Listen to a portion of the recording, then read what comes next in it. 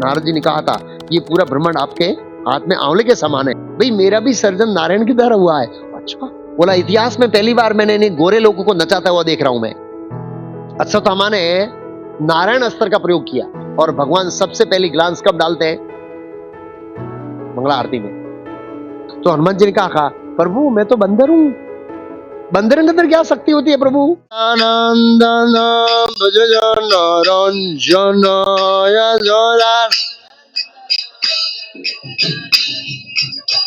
यशोदानंदन भजन रंजन यशोदानंदन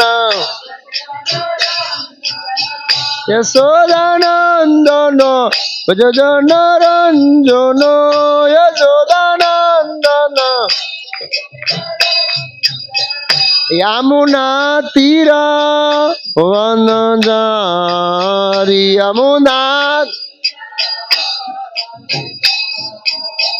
यमुना तीरा वनचारी यमुना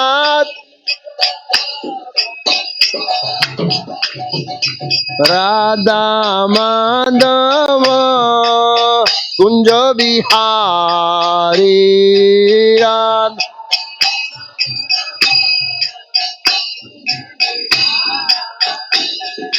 गोपीचंद वल्लभ गिरिवरधारी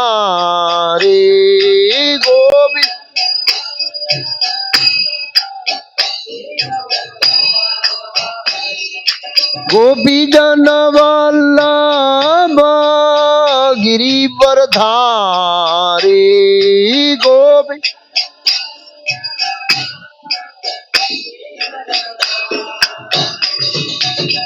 यशोदानंदन भजन रंजन यशोदानंदन यशोदानंदन भजन रंजन यशोदानंदन यशोदानंदन भजन रंजन यशोदानंदन यमुना तीरा वनचारी यमुना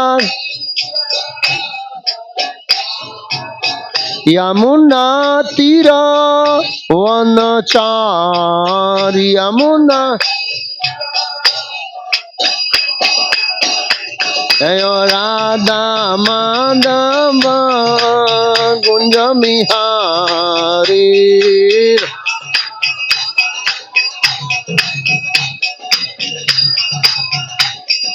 गोपीचंद वल्लभ गिरिवरधारी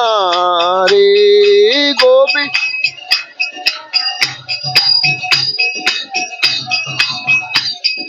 गोपीचंद वल्लभ गिरिवरधारी गोपी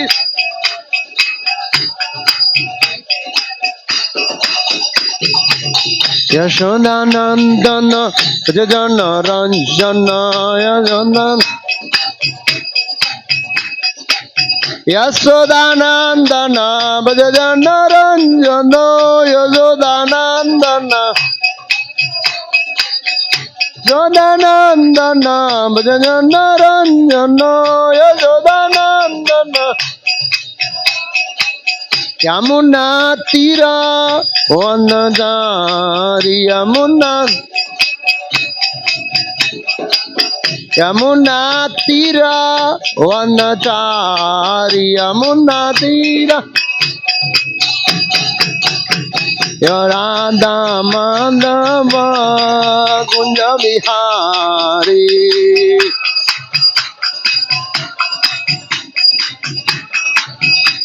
राधा माधव कुंज बिहारी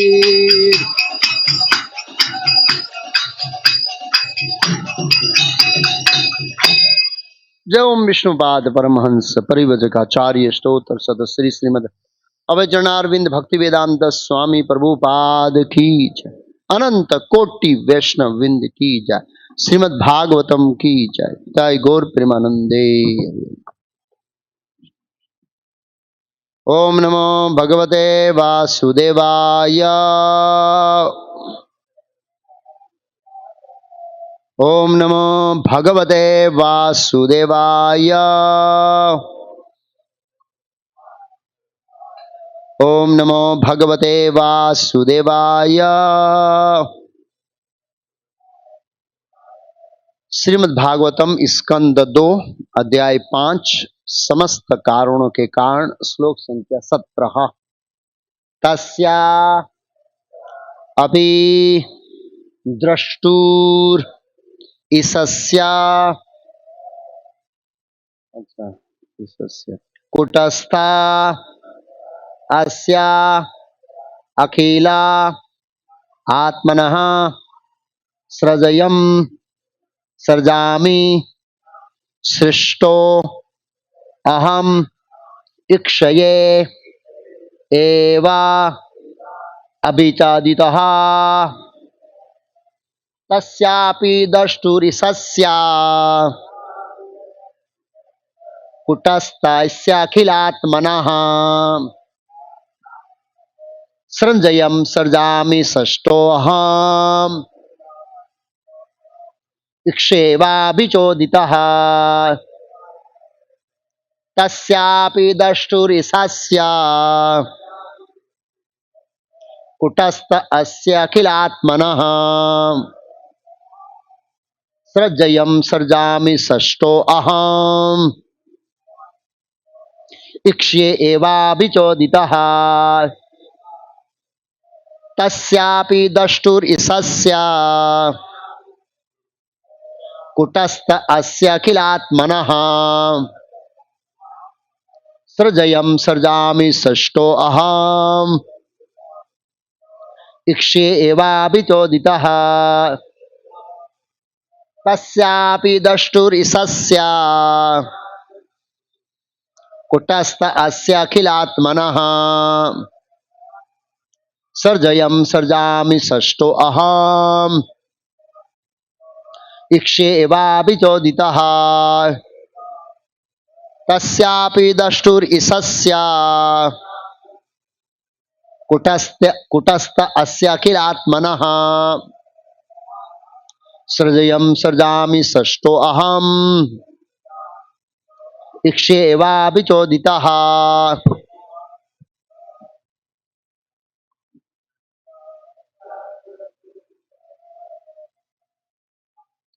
कुटस्थ अस्य अखिलात्मनः सृजयम् सर्जामि षष्ठोऽहम् इक्ष्ये एवाभिचोदितः। तस्यापि दष्टुरिशस्या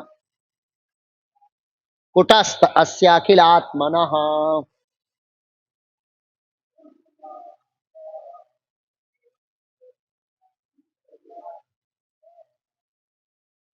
माता है।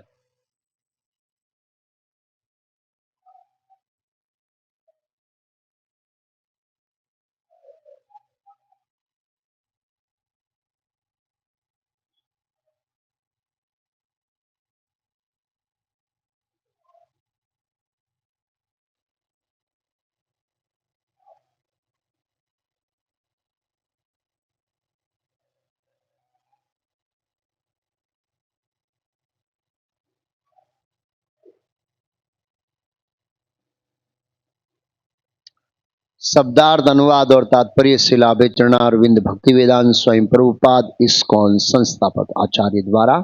शब्दार्थ तस्या उसका, अपि निश्चय ही, दृष्टु देखने वालों का, ईशस्या नियंता का, कुटस्थस्या जो सबों की बुद्धि के ऊपर है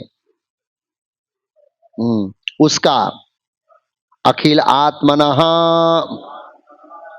परमात्मा का, सृजयम पहले से सृष्ट, सृजामी मैं सर्जन करता हूं, सृष्टः सर्जित, अहम मैं, इक्षया झलक मात्र से, या दृष्टि मात्र से एवा सही सही अभिचादितः, उससे प्रेरित होकर, अनुवाद, उनके ही द्वारा प्रेरित होकर मैं भगवान नारायण द्वारा सर्वव्यापी परमात्मा के रूप में उनकी ही सृष्टि के सामने पहले जो सर्जित हो चुका है उसी को फिर से सृष्टि करता हूं, और मैं भी केवल उन्हीं के द्वारा सर्जित हूं। तात्पर्य, ब्रह्मांड के सृष्टा ब्रह्मा जी भी स्वीकार करते हैं कि वे असली सृष्टा नहीं है, अभी तो भगवान नारायण द्वारा प्रेरणा प्राप्त है।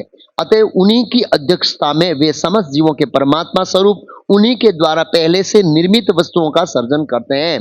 परमात्मा तथा आत्मा, इन दोनों को ब्रह्मांड के बड़े बड़े महापुरुषों तक ने जीव में निहित माना है। परमात्मा तो भगवान है, जबकि आत्मा भगवान का नित्य सेवक है। भगवान आत्मा जीव को प्रेरित करते हैं कि उन्होंने जो कुछ पहले सृष्टि की है वह उसका सर्जन करे, और भगवत कृपा से इस संसार में जो कोई भी किसी वस्तु की खोज करता है वह उसका खोजी माना जाता है। कहा जाता है कि कोलंबस ने पश्चिमी गोलार्ध की खोज की थी, लेकिन वास्तविकता तो यह है कि उस भूभाग का सर्जन कोलंबस ने नहीं किया।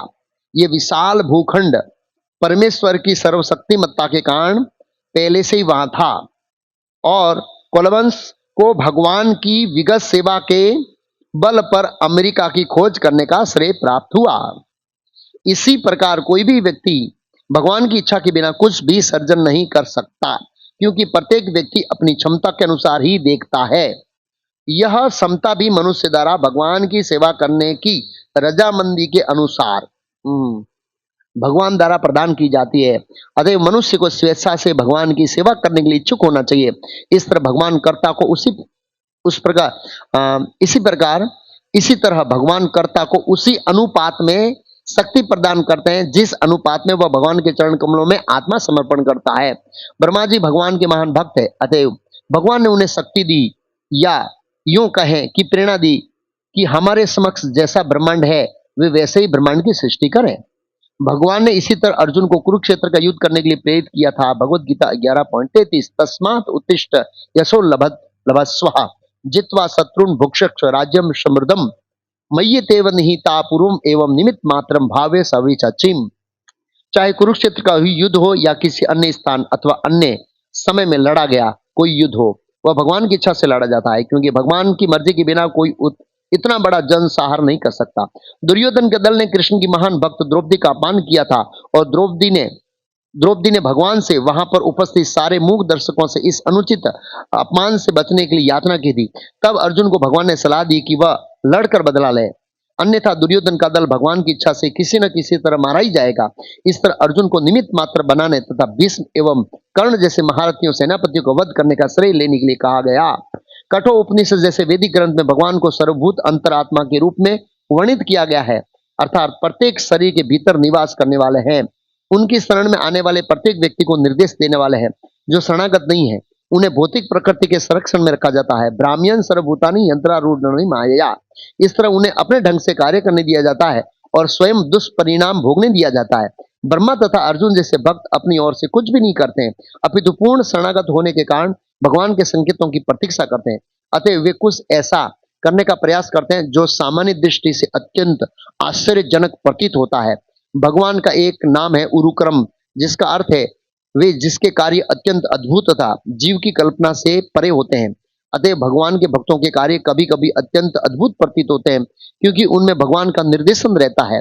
ब्रह्मांड के सर्वोच्च बुद्धिमान जीव ब्रह्मा से लेकर एक शूद्र चींटी तक सारे जीवों की बुद्धि भगवान द्वारा सारे कार्यों के साक्षी के रूप में देखी जाती है। भगवान की सूक्ष्म उपस्थिति का अनुभव उस बुद्धिमान व्यक्ति को होता है जो सोचने, अनुभव करने तथा चाहने के मनोवैज्ञानिक प्रभावों का अध्ययन कर सकता है। ओम ज्ञानतिमिरान्धस्य ज्ञानाञ्जन शलाकया चक्षुरुन्मीलितं येन तस्मै श्रीगुरुवे नमः। नमो ओम विष्णुपादाय कृष्णकृष्णाय भूतले श्रीमते भक्तिवेदांत स्वामी इति नामिने। नमस्ते सारस्वती देवे गौरवाणी प्रचारिणे निर्विशेष शून्यवादी पाश्चात्य देशतारिणे। श्री कृष्ण चैतन्य प्रभु नित्यानंद श्री अद्वैत गदाधर शिवास आदि गौर भक्तविंद। हरे कृष्णा कृष्ण कृष्ण हरे हरे, हरे राम राम राम हरे हरे। तो इस श्लोक का बैकग्राउंड इस प्रकार है। इस 5वें अध्याय के आरंभ में, ये 5वां अध्याय का 17वां श्लोक है, 2 पॉइंट, दूसरा स्कंद, 5वां अध्याय, श्लोक संख्या 17। और इस अध्याय के आरंभ में नारद जी ने ब्रह्मा जी से उनके बारे में 5 प्रश्न पूछे और सृष्टि के बारे में 6 प्रश्न पूछे, टोटल 11 प्रश्न। लेकिन कुछ प्रश्न ब्रह्मा जी के लिए और सृष्टि के लिए सिमिलर है, एक जैसे हैं।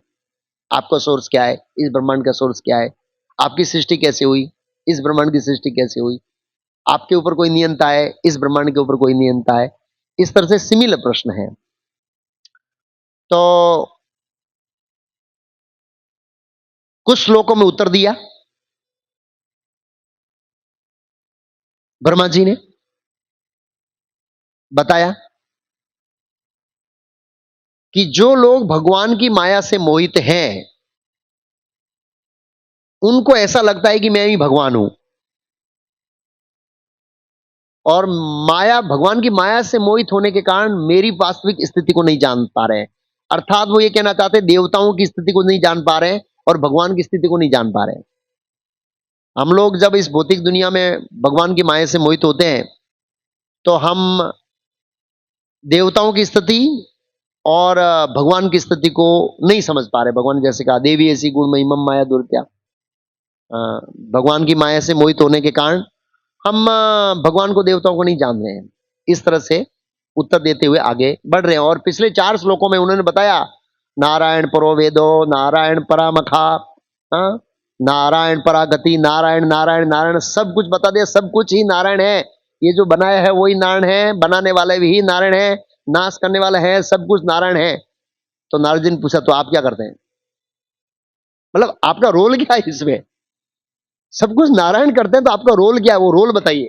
तो इस श्लोक में ब्रह्मा जी ने रोल बताया। जब कोई व्यक्ति नहीं होता है और उसके बिहाफ में हम काम करते हैं और हमारा रोल पूछा जाता है, तब यथारूप में रोल बताना बड़ा कठिन होता है। उसको आगे समझेंगे, आज का टॉपिक बहुत अच्छा है, तो उसको समझाऊंगा वो अलग एंगल से। ओके, तो ब्रह्मा जी बता रहे हैं कि मैं क्या कर रहा हूं, अर्थात मेरा रोल क्या है, क्या चाहता हूं। तो जो आज का हमारा विषय है, आज हम एक ऐसे विषय पर चर्चा कर रहे हैं जो हमारी अहंकार की जड़ पर प्रहार करेगा। किस पर प्रहार करेगा? हमारा जो अहंकार है ना, उसकी जो जड़ है, जड़, उस पर प्रहार करेगा आज का विषय। तो हम सबको तैयार रहना है कि हमारे अहंकार के जड़ के ऊपर क्या हो, प्रहार हो। क्यों, वो आगे समझेंगे, क्यों हमारी अहंकार की जड़ पर प्रहार करना है। क्योंकि इस भौतिक दुनिया के अंदर सब कुछ जो होता है वो भगवान की शक्ति से होता है, हम खाली इच्छा करते हैं। प्रकृति क्रिया मानानी गुणे कर्माणि सर्वस्व अहंकार विमूढ़ात्मा कर्ता हम इति मन्यते, कर्ता हम इति मन्यते। तो यहां ब्रह्मा जी कर्तापन का स्पष्टीकरण कर रहे हैं। कोई कहता है मैंने ये बनाया, इतने डिवोटी बनाए, ये काम कर दिया, ये सक्सेस कर दिया, ये सक्सेस कर दिया, ये हमारा कर्तापन बोल रहा है। व्यवहारिक भाषा में कई बार बोलना पड़ता है, लेकिन आंतरिक रूप से हमें स्पष्ट होना चाहिए कौन करता है। और जब हम कुछ खास काम करते हैं और कुछ खास सफलता मिलती है, तो उस सफलताओं के अंदर हमें रिसर्च करना चाहिए कि ये कार्य जब मैंने हाथ में लिया था, क्या सोच के लिया था, कैसे होगा और हुआ कब। अगर उसमें अंतर आया है तो समझना ये कार्य मैंने नहीं किया है। आप समझे मेरा पॉइंट? भी हम एक कोई प्रोजेक्ट करना चाहते हैं, एक बिल्डिंग बनाना चाहते हैं, तो मैं सोच रहा हूं ये पैसा देगा, ये देगा, ये देगा, हो जाएगा, और ऐसा देखा गया है उसमें से कोई नहीं देता है। फिर भगवान अरेंज करते हैं, भगवान अरेंज करते हैं ऐसे तीसरे थर्ड पार्टी को, और जिस प्रोसेस से होना था वो प्रोसेस से भी नहीं होता है, जिस समय में होना था वो समय में भी नहीं होता है। अलग समय में, अलग प्रोसेस से, अलग व्यक्तियों की हेल्प से होता है।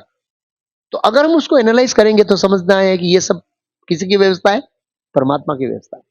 तो फिर हम कर्ता नहीं मानेंगे, उसका हमारा कर्तापन नहीं आएगा, गर्व नहीं करेंगे इसलिए से। तो वास्तव में जीव कुछ बना नहीं सकता है, और हम जो जो कुछ सोच रहे हैं, हम कुछ नया नहीं बना रहे हैं। हम बनाए होगे बना रहे, आज का अनुवाद यही है। सर्जयम सर्जामी सृष्टो हम, बस ये एक लाइन याद रखेंगे। सर्जयम, जो पहला सर्जन किया हुआ है, सर्जामी है, उसका मैं सृष्टो हम सर्जन करता हूं, किसी के द्वारा सर्जन किया हुआ मैं सर्जन कर रहा हूं। ये पहले मतलब कोई कार्य हो गया है सूक्ष्म रूप से, मैं खाली उसको धक्का दे रहा हूं, फट देने गिर जाए। वो प्रभुपाद जी ने अर्जुन अर्जुन का उदाहरण दिया है, निमित्त मात्रम सब। भगवान ने पहले ही विश्व रूप में बता दिया, मैंने सबको मार दिया है। अगर तू सोच रहा मैं युद्ध नहीं करूंगा और घर जाके सो जाऊंगा, तो ये मरने वाला ही है। इसलिए अच्छा है ये यश का टोपला ऊपर ले लो भाई, क्रेडिट ले लो, क्रेडिट। प्रभुपाद जी बताएंगे भगवान अपने भक्तों को क्रेडिट क्यों देना चाहते हैं, वो बहुत महत्वपूर्ण है। तो याद रखना, यहां ब्रह्मा जी बोल रहे हैं कि मैं बनाए हुआ बना रहा हूं, ऐसे हमें भी सोचना है कि इतने भागवतम तो जाने वाले ही थे, मैं नहीं गया होता हूं, फिर भगवान किसी ने किसी तरह अरेंज करते। इतने भक्त तो बनने वाले ही थे, मैं नहीं करता तो दूसरा प्रयास करता। हाँ, 2 दिन लेट हो जाता, भगवान को कोई नया भक्त खड़ा करने में लेट हो सकता है वो लेट भी नहीं हो सकता है, लेकिन पॉइंट है सब काम किया हुआ है, तो ये हमें सब याद रखना है। इसलिए से दूसरा यहाँ पर एक बहुत महत्वपूर्ण पॉइंट है, मैंने पहले ही बताया कि कोई बड़े व्यक्ति के बिहाफ में अपने आप को प्रस्तुत करना है, वो बड़े व्यक्ति को देख ही नहीं रहे, ना एक कंपनी बहुत बड़ी, और डायरेक्टर कभी दिखता ही नहीं है। डायरेक्टर ने एक व्यक्ति को अपॉइंट कर दिया है, वो बॉम्बे रहता है, कभी कभी 5 साल 7 साल 10 साल में एक बार चक्कर लगाता है। एम्प्लॉयज को पता ही नहीं है, वो उसके बिहाफ में काम करता है, वही सब कुछ है। उसको पूछते सर आपका पोजीशन क्या है, सब कुछ मैं ही हूं भाई। हाँ, आप मेरे डायरेक्टर समझो, ये समझो, मैनेजिंग डायरेक्टर समझो, मैं सब कुछ मैं हूं। लेकिन उसके सामने वो नहीं है, उनकी अनुपस्थिति में बताना कि मैं एक नौकर हूं, ये आसान काम नहीं है। और ब्रह्मा जी बता रहे हैं, पहले बता रहे ब्रह्मा जी क्या, मैं कुछ नहीं कर रहा हूं। अरे बाप रे बाप, नारद जी ने कहा था ये पूरा ब्रह्मांड आपके हाथ में आंवले के समान है। इतना अद्भुत काम करने वाला व्यक्ति बोल रहा है मैं कुछ नहीं कर रहा हूं। दूसरा, भाई मेरा भी सर्जन नारायण की तरह हुआ है। अच्छा, और वो सब कुछ कर रहे हैं, ये बताना, ये क्या दिखा रहे हैं बताएं, ये नम्रता का लक्षण है। क्या लक्षण है? हाँ, नम्रता का लक्षण है, जो वास्तविकता को बताता है। वास्तविकता, रूपा जी को एक बार बहुत एप्रिशिएट किया गया, भारतीय व्यक्ति ने बोला इतिहास में पहली बार मैंने इन्हें गोरे लोगों को नचाता हुआ देख रहा हूं। मैं गोरे लोगों को टकला करा के, चोटी रख के, तिलक करके नचाना इतना आसान नहीं है। कीर्तन में नचाना इतना नहीं, यहां भी लोग ऐसे खड़े रहते पेड़ की तरह, हिलते ही नहीं है। फिर कृष्ण के सबू उधर जाते हैं, पकड़ते हैं, लाते हैं, तो फिर थोड़ा हिलते हैं ऐसे। एक पॉइंट है ऐसे है। तो कहने का मतलब है गोराओं को, वो भी भरी पब्लिक में, ऐसा नहीं अंदर, यहाँ हॉल में तो नाचते हैं, लेकिन बाजार के अंदर जब कीर्तन में नाचोगे ना, तब समझना हमारा अहंकार चला गया है। क्यों? तब हमारे मित्र देखेंगे, अरे यार आ तो साधु भी नहीं किया, फिर रोकते हैं साइड में, साइड में कब से तुम आ गए? घर छोड़ दिया क्या? ऐसे वो बहुत अहंकार को ठस पहुंचती है। धोती कुर्ता तिलक में देखते हैं ना, तिलक लगाने में कई बार तो शर्म आती है ऐसे। तो कहने का मतलब है कि वास्तविकता को बताना, तो ब्रह्मा जी वास्तविकता बताते हैं। और नम्रता का एक लक्षण क्या है, जब जरूरत होती है तभी बताना है, और जितना जरूरत है उतना ही बताना है। यह भी एक नम्रता का उदाहरण है। नम्रता में जब जरूरत है तब बताना है, ऐसा नहीं कि हर टाइम में पिस्तौल बताओ। आप समझे ना, पिस्तौल रहती है, सीआईडी वाले रखते हैं अंदर, ऐसा नहीं 2-2 मिनट की बात में, कुछ छोटी छोटी बात में पिस्तौल बताओ, वो अहंकार बताता है। बताना है कि नहीं है, ऐसे छोटी छोटी बच्चों जैसी बात में पिस्तौल बताते हैं, तो वो अहंकार है, नम्रता नहीं है। और यहां पर बता एक, जितना चाहिए उतना ही बताना है, ये भी एक नम्रता का लक्षण है। बहुत सारे एग्जाम्पल्स है यहाँ ब्रह्मा जी का। ब्रह्मा जी ने जब नारद जी को जरूरत पड़ी तो सब कुछ बता दी।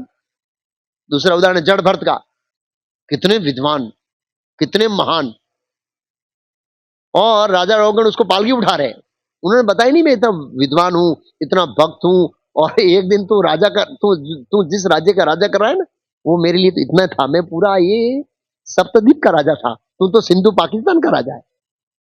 और रघुगण थे, वो सिंधु देश के राजा थे, पाकिस्तान के, बहुत छोटे सिंधु प्रदेश, मतलब सिंधु नदी के उस पार वाला भाग।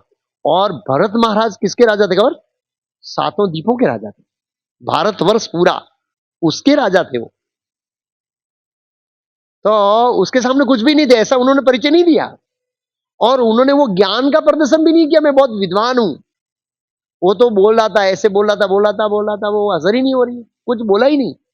लेकिन जब राजा रघुगढ़ ने शरणागति ली कि अब मुझे उपदेश दीजिए, तब उन्होंने बोला। ये विद्वान का लक्षण है।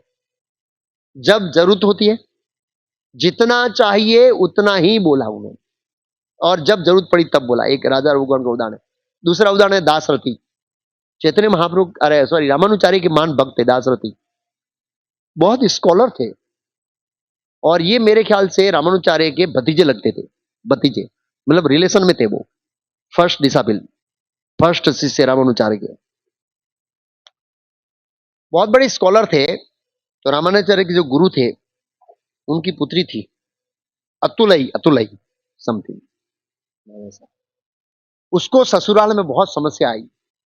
तो अपने पिता के पास गई, बोला रामानुचार्य इसका सॉल्यूशन करेगा। बहुत बड़े आचार्य थे। उनको समस्या बताई कि मेरे घर से पानी लाने की झील है, झील जिसमें जो पानी आता है पर्वतों से, वो 2-4 माइल दूर है, और रास्ता एकांत है, डर लगता है, बहुत सारे घर के काम करने होते हैं, किचन के, ये वो। मेरे सास को बात बताई समस्या, सास ने कहा हाँ घर से रसोई लेके आना चाहिए तेरे को। वो समस्या का समाधान नहीं दे रहे हैं, आप समाधान दीजिए, पिताजी ने आपके पास भेजा है। तो उनके पास दासरथी था, ये शिष्य उनका, बहुत बड़ा, भारतवर्ष के अंदर बहुत बड़ा स्कॉलर था ये। उसको भेज दिया, पानी भरना है, किचन में झाड़ू मारना है, ये सब काम कर दिया। और ये दास की तरह कर रहे हैं, एक दास की तरह अपने गुरु के गुरु की पुत्री की सेवा कर रहे हैं ससुराल में। हुआ क्या फिर, एक दिन बहुत बड़ा मायावादी उनके गांव में आया, और वो जो वैष्णव विद्वान है उनको पराजित करने लगा, और सबने देखा कि ये तो हमारी इज्जत जा रही है। तब एक किचन में से दासरथी बाहर आया, मतलब उनको पता लगा ना गांव में अल्लाह हो रहा है, और उसने उनको शास्त्रार्थ में हरा दिया। तो गांव वाले सोचते हैं यार ये किचन में काम करने वाला व्यक्ति हरा दिया, ये है कौन भी, पता लगाओ। तो उनको पता लगा है, बोले ये रामानुचार्य के शिष्य है। फिर पता लगेगा दासरथी है। और दासरथी का नाम सुनते ही सब लोग तो वो हो गए, और सब मिलके रामानुचार्य के पास गए। बोला इनको ये काम नहीं देना चाहिए था, इनको आप विष्णु भक्ति के प्रचार में लगाओ ऐसे। तो बोला इनके अंदर एक सूक्ष्म बीज था, किसका, अहंकार का, वो नाश करने के लिए मैंने देखा है ऐसे। और फिर रामानुचार्य बहुत प्रसन्न हुए उनसे, और फिर रामानुचार्य ने शायद मेरे ख्याल से आज्ञा दिया एक श्लोक की व्याख्या करने के लिए, सर्व धर्म परित्यज्य, मेरे ख्याल से बहुत अच्छी व्याख्या किया, और बहुत प्रसन्न हुए रामानुचार्य। तो इस तरह से वो इतना स्कॉलर था, कभी उन्होंने प्रदर्शन नहीं किया, लेकिन गांव के ऊपर संकट आ गया था कि अब प्रदर्शन करना ही पड़ेगा, नहीं तो हमारे वैष्णव पराजित हो जाएंगे। तब उन्होंने अपने ज्ञान को बाहर निकाला। तो ये एक नम्रता का लक्षण है, ज्ञान है, जब जरूरत है तभी बोलना है। दूसरा उदाहरण है चैतन्य महाप्रभु का। चैतन्य महाप्रभु बड़े जवानी के अंदर संन्यास ले लिया। सार्वभौम भट्टाचार्य ने बताया इतनी जवानी में संन्यास टिकाने के लिए तत्व ज्ञान में स्थित रहना पड़ेगा। सिद्धांत बलिया चित्ते न करे आलस, या आइते कृष्ण लागे सुडर मानस। सिद्धांत में स्थापित होना पड़ेगा, तभी आप संन्यास में टिक सकते हैं। आप मेरे से वेदांत सुनिए। और भक्ति में टिकने के लिए तत्व ज्ञान का होना बहुत जरूरी है, क्योंकि जब जीवन के अंदर डामाडोल स्थिति आती है, तो अगर हमारी भक्ति तत्व ज्ञान पर आधारित नहीं है, सेंटिमेंटल है, तो फिर हम माया से हार जाएंगे। तो चैतन्य महाप्रभु को 7 दिन शंकर भाष्य वाला वेदांत सूत्र समझाया। चैतन्य महाप्रभु कुछ नहीं बोले, सुनते गए, सुनते गए, सुनते गए, सुनते गए, जब तक राइट टाइम नहीं आया तब तक चैतन्य महाप्रभु नहीं बोले। लेकिन सर्वभौम भट्टाचार्य बोले 7 दिन से बोला हूं, कोई प्रश्न तो पूछो। ऐसे डोका हिला रहे, हाँ बराबर, ऐसे, हाँ जैसे हम हिलाते हैं ना, बहुत सरस, बहुत सरस। तो 7 दिन के बाद, 7 दिन के बाद उन्होंने बोला कुछ समझ में आ रहा है आपको? हम बोला समझ में आ रहा है, लेकिन आप वो रियल जो वेदांत है व्यास देव का, उसको ढककर वो शंकर भाष्य की दृष्टिकोण से समझा रहे हैं, वो समझिए नहीं यार। बोला मतलब क्या आपका? बोला ये गलत है, आप करके बताओ। उन्होंने आत्मा राम एक श्लोक को समझाया, और रोमांच कंपा सुतरंग बाजो, सर्वम भट्टाचार्य की मंगलारती शुरू वहीं पर हो गई। तो उन्होंने कहा कि भगवान के सिवाय इस श्लोक को इतने दृष्टिकोण से, कितने दृष्टिकोण से, 64 एंगल, कितने 64, एक श्लोक को 64 एंगल से समझाया। दृष्टिकोण से आप सोचिए। बोला भगवान की सिवाय नहीं समझाता, सरेंडर कर दिया। हाँ, चैतन्य महाप्रभु। फिर पांडवों की दो कथा है। जब जरूरत पड़ती है तभी ज्ञान, शौर्य, शक्ति का प्रदर्शन करना होता है। पांडव जब वनवास अज्ञातवास में थे, और नित्यानंद प्रभु का जन्म इसका का नाम क्या, एक चक्री नगरी में थे। एक चक्री नगरी में, तो एक चक्री नगरी के अंदर क्या हुआ कि वहां पर एक असुर था। क्या नाम है उस असुर का, बहुत फेमस असुर? हाँ, भूल गया, एक असुर बहुत फेमस, जो कृष्ण लीला में भी है, इधर भी है? सूर है इसका नाम के साथ, बकासुर, बकासुर, बकासुर समथिंग। तो वो मांस भक्षी था और मनुष्य का मांस खाता था। तो हर घर से एक साल में एक का वो होता था, क्या भी नंबर आएगा। वो गांव में बहुत लोग थे, हर साल मतलब बहुत सालों के बाद ये घर में नंबर आता है। और जिस घर में पांडव ठहरे थे, उसी घर का उस साल नंबर आ गया। जो अज्ञातवास में रहते थे वो इसी काल में नंबर आ गया। तो घर में रोना शुरू हो गया ऐसे। तो कुंती महारानी धीरे से गई और पूछा क्यों रो रहे। बोला, वो पत्नी बोली मैं जाऊंगी, और बच्चे बोले मैं जाऊंगी, पिताजी बोले मैं जाऊंगा, और सबका बहुत लंबा डायलॉग चल रहा था ऐसे। तो लास्ट में कुंती महारानी को कोई नहीं जाएगा, मेरा बेटा जाएगा। बोला आप तो अतिथि है, कैसे दे सकते हैं। बोला आप उसके चिंता मत, मेरे बेटे का सामर्थ्य हमें पता है। तो भीम को भेजा। तो जब तक मौका नहीं आया तब तक कुंती महारानी ने अपना सामर्थ्य प्रदर्शन नहीं किया। जब मौका आया और वो जरूरत पड़ी थी भी, अभी उसका शौर्य का प्रदर्शन करना पड़ेगा, और तब भीम को भेजा, जाओ अपनी शक्ति का प्रदर्शन करो। फिर भीम का जो स्वागत हुआ, फिर तो सब क्या बोलते हैं, घर से इनविटेशन आए, हमारे घर प्रसाद। भीम ने जब असुर को मार दिया, तब भीम के प्रसाद की कोई चिंता ही नहीं। सब घर से इनविटेशन, आओ आज हमारे घर लेंगे, आज हमारे घर लेंगे। इतने बड़े असुर को मारा है, बड़े प्रसन्न थे, तो उसका प्रदर्शन किया। दूसरी करता है, व्यासदेव ने उसके बाद कहा एक चक्री नगरी में आप पांचाल जाइए। पांचाल, तो पांडव क्या बोलते हैं, स्वयंवर में भाग लेने के लिए नहीं गए थे। वो तो ब्राह्मण गए थे, उत्सव हो रहा है, कुछ दान मिलेगा, और व्यासदेव का आज्ञा था, बस दैट्स ऑल। आध्यात्मिक जीवन में आज्ञा बहुत महत्वपूर्ण है। और ना ही तो पांडवों ने प्रश्न किया क्यों जाना है। और पांडव तो अज्ञातवास में थे, तो स्वयंवर में पार्ट लेने को कोई उनका उद्देश्य ही नहीं था, और पहुंच गए। चारों पांच भाई गए, उनका कोई उद्देश्य नहीं था कि हम धनुष से भी मारेंगे। वो तो ऐसे ही देखने के लिए गए क्या हो रहा है। गए, और एक के बाद एक महारथी सब लाइन में थे, और नहीं लगा पाए। भगवान कृष्ण ने अर्जुन को इशारा किया, अर्जुन तो समझ गया। और फिर वो आया अर्जुन, युधिष्ठिर महाराज इत्यादि, बाद में थोड़ा समस्या हुआ, उसके बाद उनको भगा दिया, मतलब चले गए। इशारा किया भगवान ने कि आप चले जाओ, तो पहचान लेंगे कौन है ऐसे। तो कहने का मतलब अर्जुन ने अपने शौर्य का प्रदर्शन किया जब जरूरत पड़ी। वो तो क्षत्रिय धर्म के ऊपर इज्जत का सवाल था कि कोई क्षत्रिय एक लक्ष्य भींद नहीं सकता, इतने सब सर्वश्रेष्ठ धनुर्धर होते हुए भी। तो वो इज्जत बचाने के लिए अर्जुन गया, उनका विवाह करने का इरादा नहीं था। वो तो कोई नहीं उठा पाया, तो क्षत्रिय जो गुण है वो प्रकट करने के लिए। ऐसे कई सारे एग्जाम्पल्स है अर्जुन के। जब जरूरत पड़ी शक्ति प्रदर्शन किया, दिव्यास्त्रों का प्रयोग किया, वो किया। तो ये बताता है नम्रता। ऐसा नहीं पहले जाके बोल दिया तुम लोग कुछ भी नहीं कर पाएंगे। अर्जुन को पता था कोई कुछ नहीं कर पाएगा, क्योंकि वो सिस्टम इतनी खतरनाक थी। उस सिस्टम से पास होना दो ही लोग की था, एक कर्ण और एक अर्जुन। कर्ण को तो मना कर दिया। तो अर्जुन बोल सकता था देखो तुम लोगों का काम नहीं है, देखो अब पीछे हट जाओ, मैं ही करूंगा। नहीं, लास्ट में एकदम नम्रता से अर्जुन गया। ये एग्जाम्पल है। और इसके उल्टा, जहां पर जरूरत नहीं थी वहां भी शौर्य का प्रदर्शन किया, अहंकार का प्रदर्शन। ये नम्रता का है, उसके ऑपोजिट अहंकार का है, उसका है कर्ण का। जब पांडवों को धनुर्विद्या का प्रशिक्षण मिल गया, तब जो धनुर्विद्या है वो बताना है किसके पास कौन कौन सी विद्या है, कैसे आर्ट्स है, तो वो एक बहुत बड़ा रंग चाला शुरू किया गया।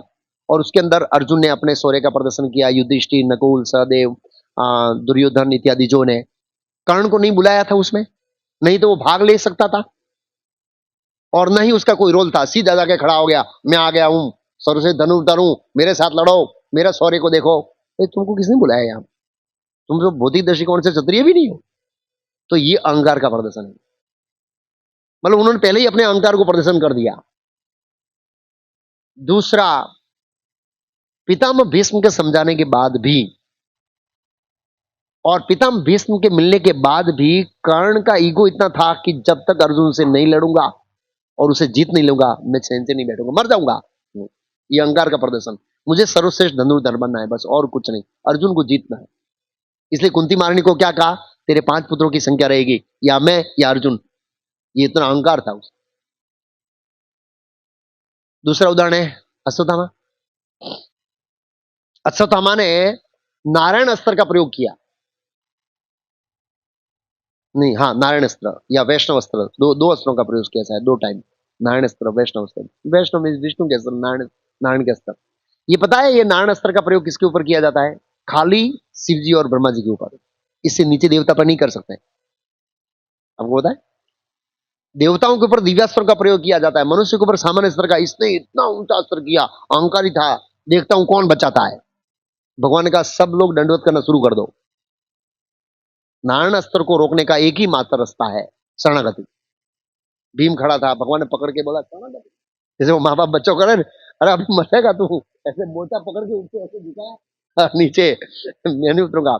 शांत हो गया, नारायण अस्त्र शांत हो गया, वो वैष्णव अस्त्र शांत हो गया, और अश्वत्थामा विचल हो गया। ये कैसे हो सकता है? सृष्टि का नियम कैसे बदल सकता है? व्यासदेव प्रकट हुए।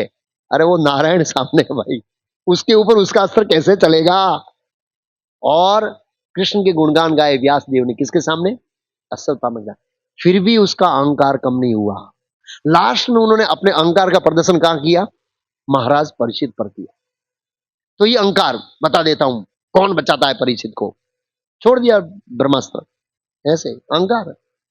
तो कहने का मतलब है एक साइड में नम्रता है ये ब्रह्मा जी की, और हम देखते हैं नम्रता का मतलब जब जरूरत है, जितना जरूरत है उतना ही अपना शौर्य, ज्ञान, भक्ति बाहर निकालना है। बाकी हमको क्या करके रखना है? ढक के रखना है। ये एक नम्रता है, तो ब्रह्मा जी ने यहाँ पर प्रदर्शित की है। ये बहुत महत्वपूर्ण शिक्षा है। आगे चलते हैं। एक्चुअली ऐसे इस श्लोक के तात्पर्य में और इस श्लोक में 4 पॉइंट है।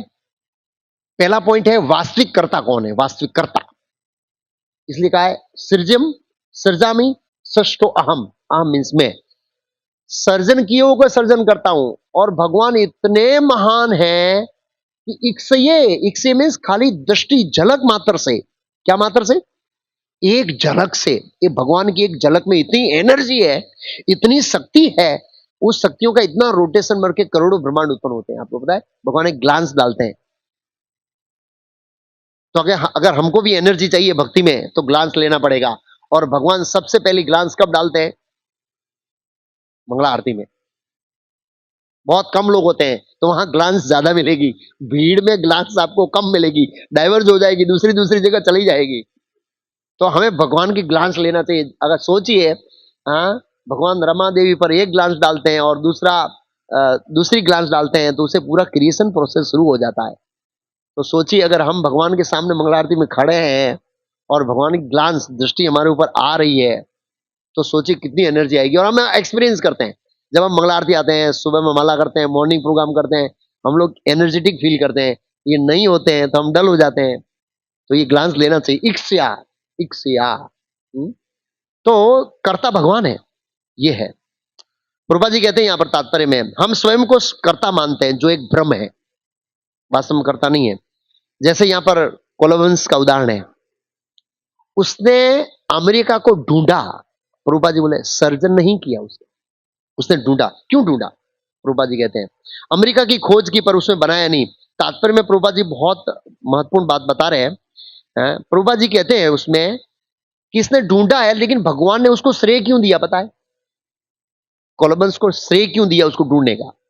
प्रभुपाद ने तात्पर्य लिखा क्योंकि उसके पुण्य कर्म ऐसे थे और उसकी इच्छा ऐसी थी, इसलिए भगवान ने उसको ढूंढने का श्रेय दिया। इवन किसी को किसी का खोज करना है तो उसके लिए क्वालिफिकेशन चाहिए। जब तक भगवान उसको बुद्धि नहीं देते हैं, भगवान सेक्शन नहीं करते हैं, वो किसी की खोज भी नहीं कर सकता। प्रभुपाद ने तात्पर्य लिखा। लेकिन क्या अमेरिका कोलंबस से बनाया था? नहीं, ये विशाल भूभाग भगवान की सर्वशक्तिमत्ता से पहले ही वहां था। बस कोलंबस ने क्या किया? ढूंढा, और भगवान ने उसको क्रेडिट दिया। क्यों क्रेडिट दिया? प्रभुपाद जी कहते हैं पुराने पुण्य कर्म, उसके पुण्य कर्म ऐसे थे और वो खोजना चाहता, कुछ नया करना चाहता था। भगवान बोले तू नया करना चाहते? हाँ, 1000 जन्म पहले तेरे खाते में पुण्य कर्म पड़ा है। कितने जन्म पहले?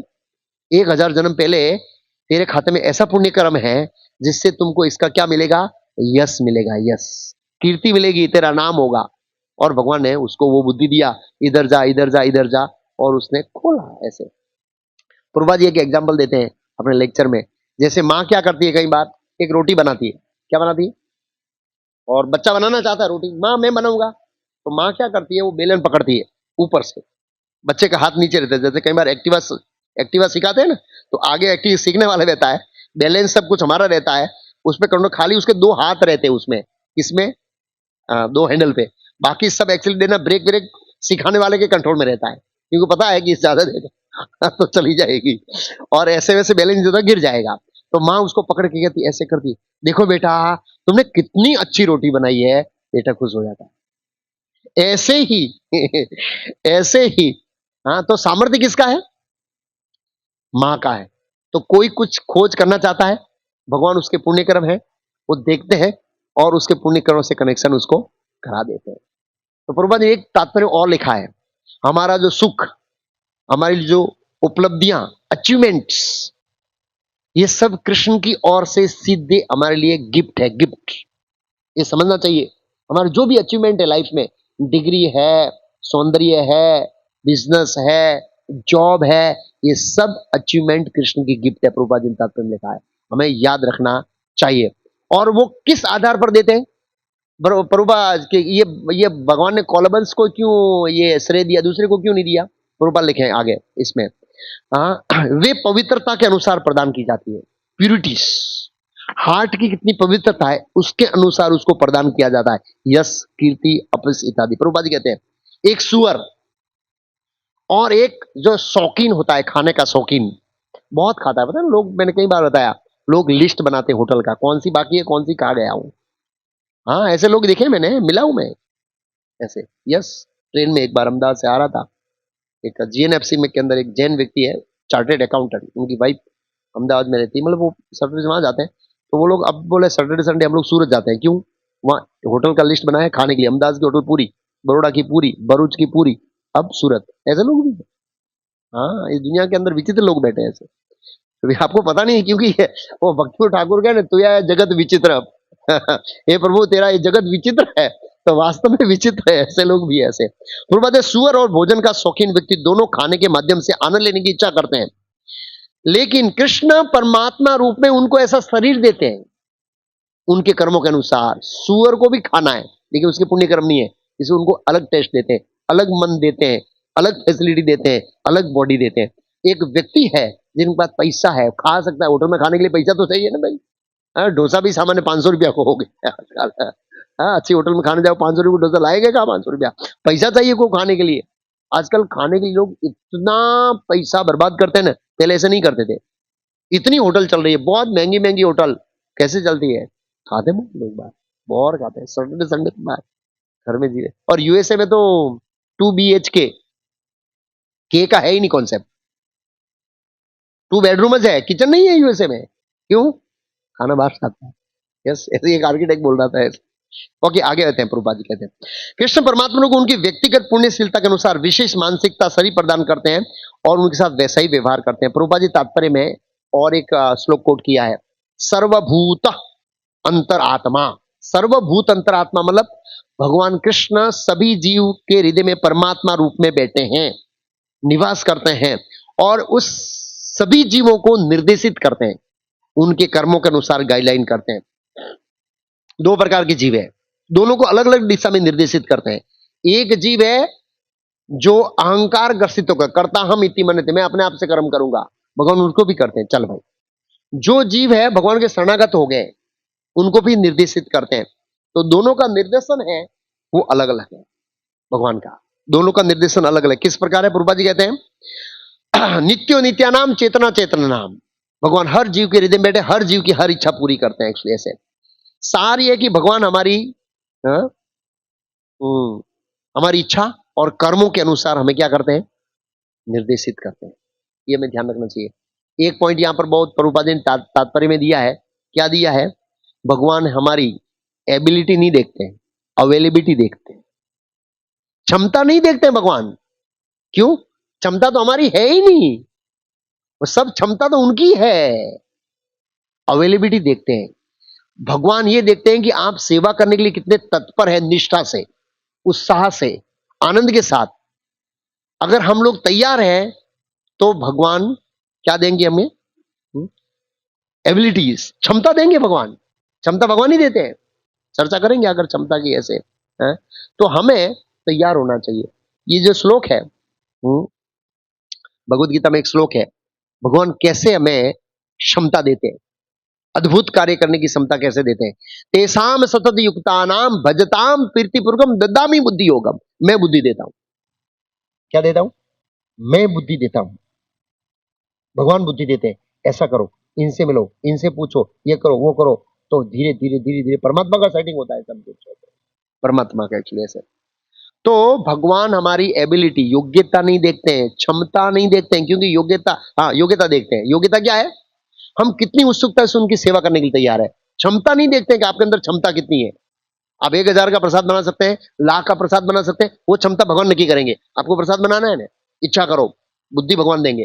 कैसे लाख का बनाना है, कैसे 10 लाख का बनाना है, कैसे भक्त बनाए, कितने भागवतम निकालने हैं, आप इच्छा करो, प्रार्थना करो, सब कुछ क्षमताएं भगवान देंगे आपको, गारंटी के साथ। और उसके एग्जाम्पल से कहीं आगे मैं चर्चा करूंगा ऐसे। तो तेसाम सतत युक्तानाम भजताम प्रीतिपूर्वकम ददामि बुद्धि योग। कृष्ण बुद्धि देंगे एक्चुअली। भौतिकवादी को भी बुद्धि देते हैं, भक्तों को भी बुद्धि देते हैं एक्चुअली ऐसे। ओके, कृष्ण में बुद्धि विजन देते हैं जिससे वे अद्भुत कार्य कर सकते। जैसे ब्रह्मा जी, ब्रह्मा जी का काम अद्भुत है। ये बॉडी प्रोवाइड करना, 14 प्लानेटरी सिस्टम का, आप अलग अलग लोकों में जाइए, क्या लोकों की रचना है, क्या वातावरण है, क्या सौंदर्य है, जिसकी कल्पना नहीं कर सकते। तो दो प्रकार के जीव है, प्रभुपाद जी ने कंपैरिजन किया है। एक स्वतंत्र कर्ता जिसको अहंकारी कहते हैं, एक निमित्त मात्र। प्रभुपाद जी ने लिखा श्लोक भगवत गीता का, निमित्त मात्र। दो के बीच की चेतना जो है, उसमें जमीन आसमान का अंतर होता है। दोनों की जो चेतना है वो दोनों की अलग होती है। अज्ञानी व्यक्ति सोचता है मैं कर रहा हूं, और भक्त सोचता है करता हम इति। ये दो बहुत अलग है एक्चुअली ऐसे। भक्त को चाहिए कि वो अपने क्षमता, अपने टैलेंट पर गर्व ना करे, बल्कि कृष्ण की सेवा में अपने टैलेंट को लगाना, वो बुद्धिमत्ता है। उससे उसको सफलता मिलेगी। और देखा है, मिली है बहुत सारी ऐसे उदाहरण में। हनुमान जी, यहां पर हनुमान जी का उदाहरण गए, माता सीता को खोजने गए, समुद्र में छलांग लगाई, कितने सारे राक्षसों को रावण के हृदय में डर पैदा कर दिया। इतिहास में कोई व्यक्ति ने रावण के हृदय में डर पैदा नहीं किया, एक बंदर डर पैदा करके भाग गया बस, और वो भी सामान्य बंदर, कोई विशेष नहीं। किसने बोला था? हनुमान जी ने बोला था कि सुग्रीव ने बोला था? कुछ था जिससे वो रावण डरा था। उसने बोला कि देखो भाई, तुम पता नहीं राम कौन है। ये हनुमान आया था ना, तेरी लंका को तहस नहस के चला गया। ऐसे तो करोड़ों करोड़ों बंदर राम को हाथ जोड़ के खड़े हैं, प्रभु हमें सेवा में लगाइए, हमें सेवा। ऐसे बंदरों को कंट्रोल करने वाले हमारे प्रभु राम हैं, और इससे तुम्हें युद्ध करना है। एक बार सोच ले रहा। मेरे ख्याल से वो कौन छलांग लगा के गया था? सुग्रीव? अंगद नहीं था प्रभु, सुग्रीव था, जो थप्पड़ मार के आए रावण को। मतलब एक इधर पर्वत पर थे राम, और वो अपने टॉर्च महल पर बैठा था, और उसको गुस्सा कंट्रोल नहीं हुआ। वो भक्त है ना, भगवान, भगवान के जो भक्त होते हैं वो भगवान को कष्ट सहन नहीं होते, वो तो सीधा आया, एक थप्पड़ मार के आया। फिर भगवान ने डांटा, देखो ये साहस अच्छा नहीं है, थोड़ा धैर्य रखो भाई, मानना है तो इसके लिए मैं इतनी सेना लेके आया हूं, लेकिन जल्दबाजी में काम नहीं होता है। ऐसे तो शायद उन्होंने बोला था हनुमान जी के बारे में। देखा, एक बंदर आया, तेरी नींद बेचैन कर दिया। इतना शक्तिशाली था, देवताओं की नींद को बेचैन करने वाला था। तो वो कभी भी हनुमान जी ने वापस आके नहीं बोला कि ये मैंने किया है। लेकिन भगवान राम ने जब उसकी प्रशंसा की कि आपने बहुत अच्छा काम किया, मैं आपका ऋणी बन गया, सीता को ढूंढ के लाए, ये हुआ हुआ, तो हनुमान जी ने कहा प्रभु मैं तो बंदर हूं, बंदर के अंदर क्या शक्ति होती है प्रभु? मैं कितनी छलांग लगाता हूं, खाली मैंने आपके नाम का उच्चारण किया और छलांग लगाई और पहुंच गया। मुझे ही पता नहीं लगा मैं कैसे पहुंचा, मुझे पता ही नहीं था। प्रभुपाद जी ने एक बार, प्रभुपाद लीलामृत कहीं आता है, प्रभुपाद जी, मैंने सोचा नहीं था कि मुझे कृष्णा कॉन्शियस में, प्रीचिंग में, वेस्टर्न वर्ल्ड में इतना सक्सेस मिलेगा। और नॉर थिंक, प्रभुपाद जी बोले मैंने सोचा नहीं था, लेकिन प्रभुपाद जी की इच्छा थी। गुरु मुख पद्म वाक्य चित्ते ते करी आए कर आर ना करी आशा, ये प्रभुपाद जी की इच्छा थी। और प्रभुपाद जी को ऐसा सक्सेस दिया, स्वयं प्रभुपाद जी खुद आश्चर्यचकित थे, खुद आश्चर्यचकित थे। भगवान अपने भक्तों को ऐसी शक्ति देते हैं, कई बार खुद आश्चर्यचकित हो जाते हैं। उसमें और आएगा आगे। ओके, तो भक्त होने के कारण हनुमान जी जानते थे कि ये शक्ति उनकी नहीं है, ये राम की शक्ति है, जानते थे। तो प्रभुपाद जी एक और उदाहरण देते हैं एक लेक्चर में। एक पिता होता है, उनका 5 साल का छोटा बच्चा होता है, स्टेशन पर बैठे हैं और बच्चे को इंटरेस्ट किसमें, सूटकेस है उठाने में, प्रयास कर रहा है, प्रयास कर रहा है, पिताजी मैं उठाना चाहता हूँ। पिताजी को दया आती है, पिताजी धीरे से, उसको दिखे नहीं ऐसे ऊंचा करता है और मम्मी सूटकेस चुटकी ली थी मैं, वो उठा लेता है सूटकेस, लेकिन पिता का हाथ रहता है नीचे। ऐसे ही पिता जानते हैं ये नहीं उठा सकेगा, पिता जानते हैं ये उठा नहीं पाएगा, इसको मदद चाहिए। वो प्रयास कर रहा है, प्रयास कर रहा है, प्रयास कर रहा है, और पिता ऐसे हाथ डालेंगे उठ जाएगा। उठाने के बाद बोलता है मैंने उठा लिया, बहुत अच्छा, और पिता भी प्रसन्न होते हैं बेटे को देखकर। ऐसे कोई भक्त कुछ काम करना चाहता है, प्रयास करता है, और भगवान नीचे से हाथ से धक्का देते हैं और उसको क्या करता है, उठा लेता है, और पूरा श्रेय किसको देते हैं, भगवान भक्त को देते हैं, तुमने उठा लिया बेटा। इस तरह ये भगवान का भाव है, इस तरह से। तो ऐसे ही हम बच्चे हैं, कृष्ण हमारे पिता है। जब हम कृष्ण की सेवा में कुछ करने की इच्छा करते हैं तो हमारा भार जो है वो भगवान स्वयं उठा लेते हैं। जैसे अर्जुन को बताया निमित पात्रम, सब मरे हुए हैं, खाली पुतला है, एक बाण मारो गिराओ। जैसे पुतला कोई खड़ा है, उसको ऐसे मारो गिर जाता है, फाट फाट फाट फाट। इतने आसानी से वो पुतले नहीं गिरे। तो जीवंत पुतले थे, लेकिन थोड़ा यश लेने के लिए थोड़ा तो मेहनत करना पड़ेगा, लेकिन सब ऑलमोस्ट मरे हुए थे, भगवान ने कहा कि ऐसे। तो भगवान क्रेडिट देते हैं। दूसरा उदाहरण है कठपुतली का। कठपुतली है, वो बहुत ऐसे नाचती है, कभी तलवार लड़ती है, लेकिन उसके पीछे वो वीरता दिखाती है, और तालियां बजाती है, इस तरह से बहुत सारा कुछ काम करती है कठपुतली। लेकिन उसके पीछे कौन रहता है, सूत्रधार रहता है, जो उसको क्या करता है, कंट्रोल करता है। तो जो लोग अभक्त है, कैसे भक्त है, उसका धागा किसके कंट्रोल में रहता है पता है? प्रभुपाद ने श्लोक काउंटर किया, माया, माया। और भक्तों का धागा किसके कंट्रोल में रहता है, भगवान के कंट्रोल में रहता है। और अभक्तों का धागा किसके कंट्रोल में रहता है, माया के कंट्रोल। अगर श्लोक आएगा, भक्तों के कंट्रोल में रहने वाला श्लोक कौन है, महात्मान तू माम पार्थ देवी प्रकृति में आश्रिता। देवी प्रकृति में आश्रय में रहते हैं कौन, महात्मा लोग। तो महात्माओं का धागा कृष्ण के कंट्रोल में रहता है, देवी प्रकृति में आश्रिता। और जो लोग महात्मा नहीं है, अज्ञानी है, जो भगवान की शरण में नहीं है, अभक्त है, उनका धागा माया के कंट्रोल में रहता है। उसको आगे समझेंगे। तीसरा उदाहरण है अर्जुन का। अर्जुन ने खांडव वन जलाया, उसने बहुत शौर्य का प्रदर्शन किया। महाभारत का युद्ध इतना शौर्य प्रदर्शन नहीं था, महाभारत से भी खतरनाक जो शौर्य प्रदर्शन था वो खांडव वन में था। क्यों पता है किसी को, क्या चैलेंज थी, कौन बताएगा, हाथ खड़ा करेंगे खाली। महाभारत से भी खतरनाक चैलेंज अर्जुन को खांडव वन के अंदर थी। हाँ बताइए, शौर्य, शौर्य का प्रदर्शन कीजिए। देवता थे सामने, मनुष्य नहीं थे। और देवता में कौन था, किंग कमांडर कौन था पता है, देवराज इंद्र थे। आप सोचिए, उनसे जो देवराज, सब देवराज इंद्र है, बहुत बड़ी देवताओं की सेना लेके आया। और इधर तो महाभारत युद्ध में तो पांडव साथ में थे, अर्जुन थे, सॉरी नकुल सहदेव इत्यादि थे, और भी बहुत सारे राजा थे जो मदद कर। इधर तो कोई मदद नहीं है, कृष्ण अर्जुन दोनों है। वो युद्ध खतरनाक है, और विराटनगर का युद्ध भी खतरनाक है। लेकिन विराटनगर युद्ध से भी ज्यादा खतरनाक था कौन सा युद्ध, खांडव वन का युद्ध। और अर्जुन ने जो शौर्य दिखाया, खतरनाक। लेकिन अर्जुन को कब एहसास हुआ ये शौर्य मेरा नहीं था, जब अर्जुन द्वारका गया था और बीच के अंदर ग्वालों ने उसको हरा दिया, तो युधिष्ठिर महाराज को गिनाते हैं मेरा शौर्य, शिव जी को भी आश्चर्यचकित करने वाला शौर्य, स्वयंवर में द्रौपदी को जीतने वाला शौर्य, खांडव वन का शौर्य, महाभारत का युद्ध का शौर्य, विराटनगर का शौर्य मात्र और मात्र कृष्ण का था। मैं तो निमित्त मात्र था। अर्जुन ने पूरा स्पष्टीकरण किया अपने शब्दों में, और उनको स्पष्टीकरण नहीं, उसको अनुभव हो गया। पहले अनुभव हुआ था, लेकिन वो अनुभव को शेयर कर रहा था, शेयर कर रहा था। ये कि वो कृष्ण की उपस्थिति के कारण था, उन्होंने बोला ऐसा था। तो ये शिक्षा है यहां पर महत्वपूर्ण, कि हम जितनी मात्रा के अंदर कृष्ण की शरणागति लेंगे, उतनी ही मात्रा में कृष्ण हमको क्या देंगे, अद्भुत शौर्य करने की शक्ति देंगे। ब्रह्मा जी को दिया ब्रह्मांड सृष्टि करने, अर्जुन को दिया, शौर्य करने की शक्ति, एक मानव के अंदर इतनी शक्ति, कितने लोग मारे गए। विराटनगर का युद्ध देखो, खांडव वन का युद्ध देखो, महाभारत का युद्ध देखो, उसके सिवाय छोटे छोटे युद्ध का वर्णन ही नहीं। इतने लोगों का संहार किया था अर्जुन ने एक्चुअली ऐसे। तो यहां पर बहुत महत्वपूर्ण है कि जितनी मात्रा में हम भगवान को समर्पित करेंगे, ये यथा माम प्रबंधते, उतनी ही मात्रा में भगवान हमें शक्ति देंगे। इवन भगवान ने एक बार अर्जुन को सुदर्शन चक्र यूज करने को बोला, तो भगवान ने कहा कि जब सुदर्शन चक्र यूज करूंगा मेरे शौर्य का क्या होगा? मतलब मेरी शक्ति भी लगाऊं मैं ऐसे, इस तरह से।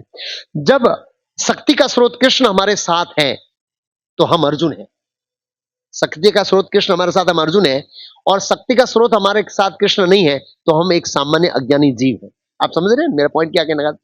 हमारे पास जो भी कृष्ण भक्ति के अंदर शौर्य प्रदर्शन करने का जो भी है, वो कृष्ण साथ में तभी कर सकते हैं, नहीं तो नहीं कर सकते हैं। एक व्यक्ति को भक्त बताना बड़ा कठिन है। सार ये है कि भगवान हमारी योग्यता, एबिलिटी नहीं, बल्कि हमारी उपलब्धता चाहिए भगवान को। भगवान बोलो आप समय दो, सिंसियरिटी दो, निष्ठा दो, कार्य करने की क्षमता मैं दूंगा। तो हम अपने आप को भगवान की सेवा में प्रेम से प्रस्तुत कर दें तो भगवान सब कुछ दे सकते हैं, अद्भुत कार्य कर सकते हैं। अच्छा, प्रभुपाद जी ने एक तात्पर्य लिखा है उरुकर्म। भगवान ये एक नाम क्या है? उरुकर्म। उरुकर्म का दो मीनिंग है, एक तो है जो अद्भुत शक्ति रखने वाले हैं, और एक है अद्भुत कार्य करने वाले। वो खाली अद्भुत शक्ति नहीं रखते हैं, वो अद्भुत शक्तियों से क्या करते हैं? अद्भुत काम करते हैं। तो प्रभुपाद जी का नाम एक रुक है जिसका अर्थ है जो अकल्पनीय अद्भुत कार्य करते हैं।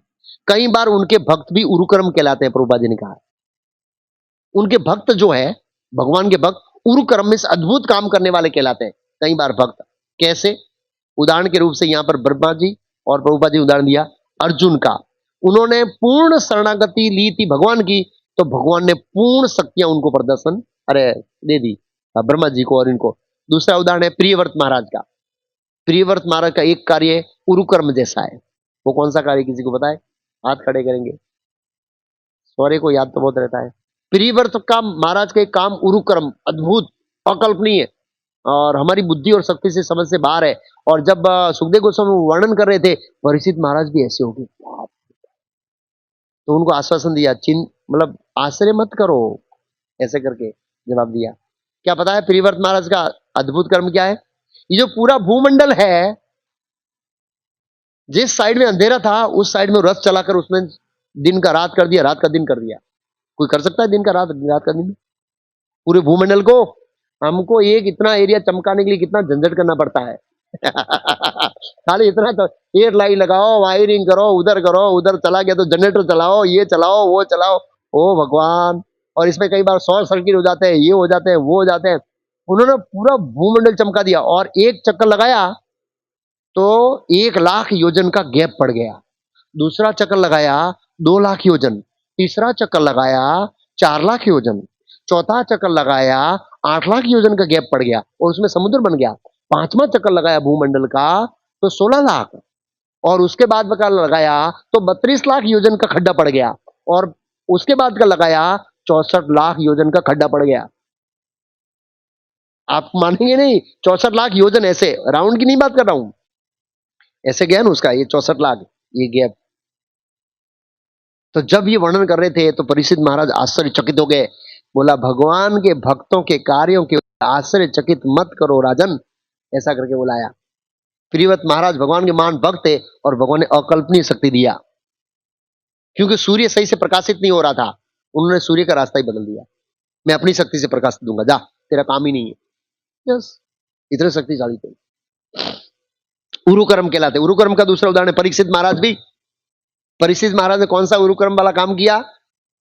कलयुग को शरणागति लेने के लिए विवश कर दिया, कलयुग को रोक दिया, टाइम को रोक दिया। टाइम को रोकना इतना आसान नहीं है। टाइम को कौन रोक सकता है भाई? अपने राज्य में कलयुग को प्रवेश करने से रोक दिया, और कलयुग देवता है, उसको शरणागति लेने के लिए परीक्षित महाराज ने विवश कर दिया। ये उरुकर्म है उनके लिए। तो एक भक्त उरुकर्म जैसा काम कर सकते हैं उनकी शरणागति की मात्रा के अनुसार। अर्जुन, परीक्षित महाराज, प्रियव्रत महाराज, ब्रह्मा जी, ये सब आश्चर्यजनक काम कर सकते हैं जो हम सोच नहीं सकते हैं, क्योंकि ये अहंकार से ग्रसित नहीं होते हमारी तरह। करता मैं करे छे, मारो नाम है ना, तो है मेरा ये होना चाहिए, वो होना चाहिए, कई बार बोलते नहीं है लेकिन मन में इच्छा तो रहती है। अनाउंसमेंट होता था, हम अनाउंस वाले के सामने बोलते प्रभु वो भी छू, वो भी किचन में होता है हम ऐसे देखते हैं तो वो अनाउंस वाला समझ जाता है कि इसकी क्या इच्छा है। सूक्ष्म रूप से होता है, लेकिन ये सूक्ष्म रूप में नहीं होते हैं ये सब ऐसे। कितना अद्भुत कहानी कर आगे चलते हैं ऐसे। उरुक्रम, और उरुक्रम गाता है कौन? शिला प्रभुपाद। उरुक्रम 70 साल की उम्र में, कितनी उम्र में? आज तो 70 साल जीते नहीं है। कोई बोलते थे हमारे वो हितेश इलेक्ट्रिकल जीआईडीसी में, कोई बोला वो चले गए, अटैक आ गया। हमको जनरेटर देते थे हर साल जन्माष्टमी में। कोई बोले प्रभु आपको पता है सब कुछ छोड़ के चल, इतना बड़ा साम्राज्य छोड़ के चला गया। मैं बोला वो नहीं, सब साम्राज्य छोड़ के चले जाने वाले हैं कोई ये साम्राज्य में रहेगा नहीं। हितेश इलेक्ट्रिकल, वो जानते हो हमारे पास में ही है, सेवा देते थे। अच्छा वो चले गए, बोला क्या हुआ? Heart attack. कितनी एज? 58। 58, 70 साल के जिंदा ही नहीं रहते। प्रभुपाद जी 70 साल की आयु में बिना पैसा, कोई पैसा भी नहीं है, अमेरिका के लिए रवाना हुए, जहां कृष्ण का, राम का, हिंदू धर्म का, संस्कार का कोई ठिकाना नहीं है। और जो अज्ञानग्रस्त लोग हैं उनके बीच में, और उन्होंने ही पूरे वर्ल्ड के अंदर उन्होंने हरे कृष्ण महामंत्र फैलाया, पूरे वर्ल्ड के अंदर कृष्ण भक्त बनाए। ये उरुक्रम जैसा ही है। बहुत विद्वान लोग जो है वो शिला प्रभुपाद जी की इसके लिए प्रशंसा करते हैं। ये वास्तव में स्वामी प्रभुपाद जी ने जो काम किया है, उसकी कोई गणना नहीं कर सकता। क्यों? प्रभुपाद जी का समर्पण भगवान के प्रति पूर्ण था, और प्रभुपाद जी को पूर्ण विश्वास था कि कृष्ण गुरु की आज्ञा है, कृष्ण मुझे शक्ति देंगे, और भगवान ने ऐसी अकल्पनीय शक्ति दी जिसकी कोई कल्पना नहीं कर सकते। अब मैं प्रभुपाद जी का एक ट्रांसेंडेंटल डायरी पार्ट 1 पढ़ रहा हूं, जिसमें प्रभुपाद जी के दिव्य गुणों का बखान कर रहे हैं। हरी सॉरी प्रभु, गुजराती में आगे पढ़िए। मैं एक दिन में शुरू किया, उस दिन 7 घंटा पढ़ा, और मैंने हृदय चैतन्य प्रभु को बोला प्रभु जी मेरे काम आ गया है, मैं आज लेक्चर नहीं देने वाला हूँ गुरुवार को ऐसे करके लेक्चर की छुट्टी गिराई, और रात को 11 बजे तक पढ़ा। इतना रियल, मतलब हरीश्वरी प्रभु ने प्रभुपाद जी के जो गुणगान गाए हैं ना, जबरदस्त गुणगान गाए हैं। हम समझना जी के आचार्य का है, 1 घंटा पढ़ा, 1.5 घंटा पढ़ा, 2 घंटा पढ़ा, 3 घंटा, 4 घंटा, 5 घंटा, 6 घंटा, 7 घंटा। तो मैं ऐसा सोच रहा हूँ कहीं जाके पूरे पुस्तक पढ़ के फिर वापस आ जाऊं, लेकिन सेवा बिगड़ रही इसलिए ऐसा है। तो 7 दिन की छुट्टी गिराओ, 7 दिन में पूरा कर दो। एक दिन में 120 पेज पढ़ ली, रियली। तो वो आई पुस्तक कब से, लेकिन मेरे मन में था कि मैं पढ़ूंगा कभी, क्या है। तो कई बार मेरा अलौकिक डायरी है, जबरदस्त है पूरा पूरा। आपको प्रभुपाद जी के प्रति जो आपका समर्पण भाव है वो इतना उजागर कर देंगे कि आप सोच नहीं सकते। तो एक एक दिव्य गुणों का अवलोकन किया है हरीश्वरी प्रभु ने, और बड़ी सटीकता के साथ किया एक्चुअली से। एनीवे श्लोक के ऊपर आगे पहुंचे नहीं। ओके, प्रभुपाद जी ने दूसरा तात्पर्य लिखा है दूसरा पॉइंट है यहाँ पर, सॉरी तीसरा पॉइंट है। पहला पॉइंट क्या था हमारा? कर्ता हमिति वाला। और तीसरा पॉइंट है दृष्टि और चेतना। प्रभुपाद जी तात्पर्य में तीसरा पॉइंट लिखा, दृष्टि और चेतना। इस संसार को देखने का हमारा जो नजरिया है वो हमारी पवित्रता पर निर्भर करता है। मतलब हम इस संसार को कैसे देखेंगे, एक अज्ञानी देखने का तरीका अलग होता है और एक ज्ञानी को देखने का तरीका अलग होता है। प्रहलाद महाराज की दृष्टि क्या थी? समोहम स्वरूप, सभी जगह जीव है, सभी जगह भगवान व्याप्त है। अंडांतरस्थ परमाणु चयांतरस्थम, ये प्रहलाद महाराज का विजन था। हमारा विजन क्या है? ओ बहु सरस है मारा माटे, बहुत सरस है मारा माटे, बहुत सरस है मारा माटे। तो ये हमारा अज्ञानी का विजन है। और मीडियस्ट भक्त होते हैं तो देखते हैं हाँ ये सब कुछ कृष्ण से आया है।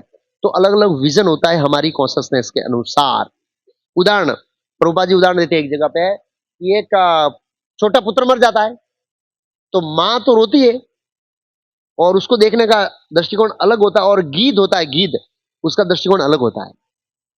सामने ऑब्जेक्ट एक ही है, शव, एक लाश है। लाश माँ अलग दृष्टिकोण से देखती है, गीध अलग दृष्टिकोण देखता है, क्योंकि दोनों की चेतना में क्या है? रात दिन का अंतर है। हाँ, ये पॉइंट बहुत महत्वपूर्ण है, प्रभुपाद जी ने ऐसे बताया। क्यों? क्योंकि हमारी चेतना कॉन्शसनेस जैसी होती है, कृष्ण वैसी हमारी दृष्टि देते हैं। विजन कॉन्शसनेस से बनता है, हमारी चेतना के अनुसार हमारा विजन बनता है। किस चीज को हम कैसे देखते हैं वो निर्भर करता है हमारी चेतना के ऊपर। हमारी चेतना कितनी शुद्ध है और चेतना कितनी अशुद्ध है, इस पर इस तरह प्रभुपाद जी ने दिया। आगे दूसरा प्रभुपाद जी उदाहरण दिया है कि मंदिर आते हैं, लोग बोलते हैं अरे तुम्हारी इसको में मूर्ति जबरदस्त है। गए भाई, मूर्ति नहीं है, मूर्ति जबरदस्त होती ही नहीं है। जहां ठाकुर जी के विग्रह होते हैं वो लाइव होते हैं, लाइव। जयनगर में राधा गिरधारी जाओ, लाइव। राधा रास बिहारी लाइव, राधा श्याम सुंदर, राधा माधव लाइव एकदम। लोग बोलते थे हमारी मूर्ति हारी, मूर्ति नहीं है अभी, वो पत्थर, मूर्ति मतलब वो पत्थर देख रहा है। लेकिन भक्त क्या देता है? प्रेमांजन सुरित भक्ति विलोचनैन संतः सदैव हृदयेषु विलोकयन्ति यम श्याम सुंदर अचिंत्य गुण स्वरूपम। वो श्याम सुंदर को देखता है, ये भगवान स्वयं खड़े है, तो उसकी चेतना से उसका विजुअलाइजेशन तय हुआ है। तो ये जगत में हम जिस तरह से हमें चेतना विकसित करेंगे उसके अनुसार हमारा विजन बनेगा। पवित्रता और योग्यता पर समझते हैं, ये हमारी पवित्रता और योग्यता पर निर्भर करता है। कृष्ण में क्या देखने की अनुमति देते हैं? हमारी योग्यता हमारी सेवा भाव पर निर्भर करेगी। हमारी योग्यता किस पर निर्भर करेगी? सेवा भाव से योग्यता बनेगी, योग्यता के ऊपर पवित्रता, और योग्यता दोनों के बेस के ऊपर से हमारा विजन बनेगा इस संसार में देखने का। सार ये है कि हमें भगवान हमारी इच्छा और कर्म के अनुसार दृष्टि प्रदान करते हैं। हमारी इच्छा और कर्मों को अनुसार दृष्टि, यदि हम कृष्ण की सेवा करना चाहते हैं तो कृष्ण हमें दिव्य दृष्टि देंगे, जैसे प्रभुपाद जी को दिया।